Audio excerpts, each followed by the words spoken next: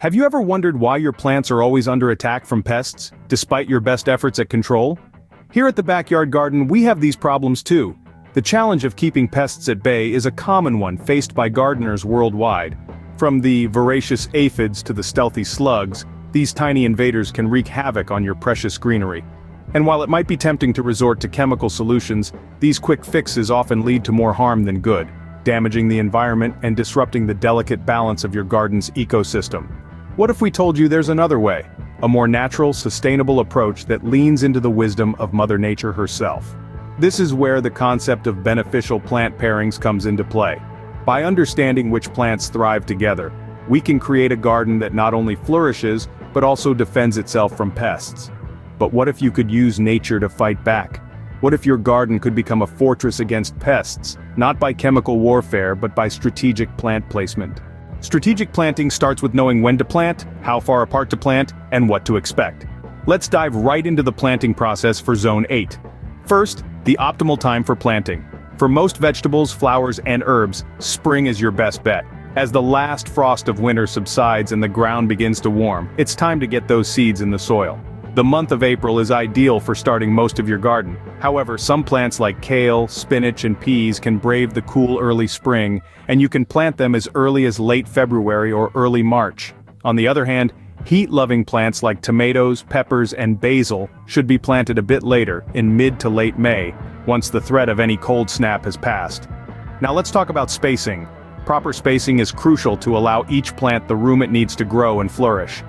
For most vegetables, a good rule of thumb is to leave about 18 inches between plants. This gives them ample room to branch out without crowding each other. For smaller herbs and flowers, 10 to 12 inches apart is usually sufficient. Moving on to growth expectations, every season brings its own charm. Spring and early summer will see a burst of green as your plants start to establish themselves. Midsummer is when you'll start to see your first harvests of early planted veggies and the full bloom of many flowers. As autumn approaches, late-season crops like pumpkins and winter squash will reach their peak, and many herbs will be ready for their final harvest of the year. In Zone 8, here's a list of some plants that will thrive.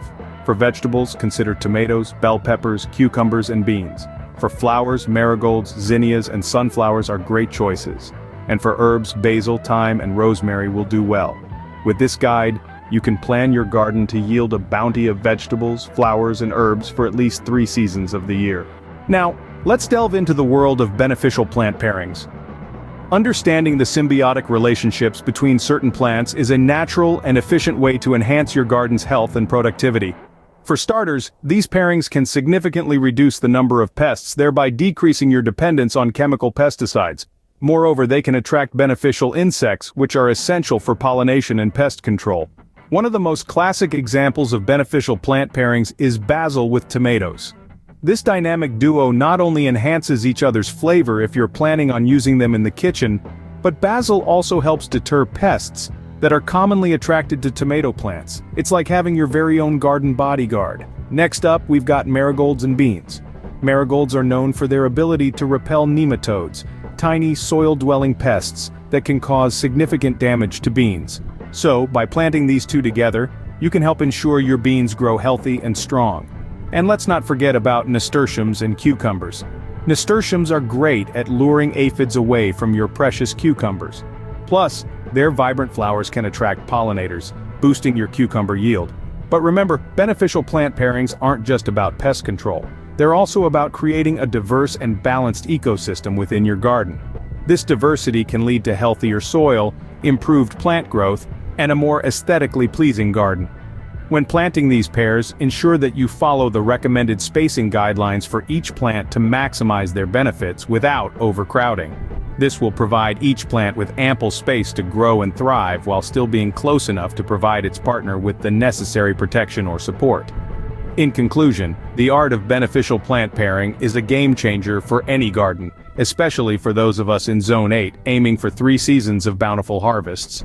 By using these beneficial plant pairings, you can create a natural defense system in your garden, reducing the need for chemicals and creating a healthier, more productive environment for your plants. Thank you for watching. If you found this video interesting, please like and subscribe.